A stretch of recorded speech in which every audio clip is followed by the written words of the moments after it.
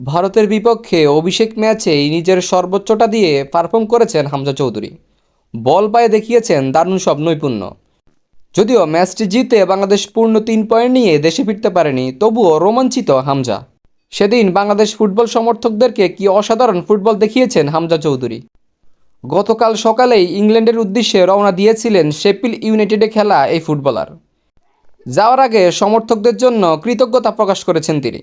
পাশাপাশি আবার কবে দেশে আসবেন সেটাও জানিয়েছেন। বাফুফে তাদের ফেসবুকে একটি ভিডিও বার্তা প্রকাশ করেছে, যেখানে হামজা বলেন, আমি বোঝাতে পারবো না আমার কাছে এর অনুভূতিটা কেমন ছিল।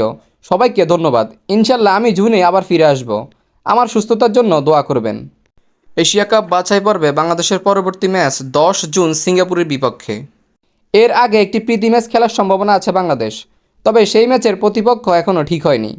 সেই দুই ম্যাচেই লাল সবুজের জার্সিতে আবার দেখা যেতে পারে হামজাকে। বাংলাদেশ ছাড়ার আগে তেমনটাই বলেছেন এই ডিফেন্সিভ মিডফিল্ডার। জুনে বড় দুই ম্যাচের সময় আবার দেখা যাবে তাকে। তো বাংলাদেশ ফুটবল নিয়ে আরও ভিডিও পেতে চাইলে চ্যানেলটি সাবস্ক্রাইব করে পাশে থাকুন।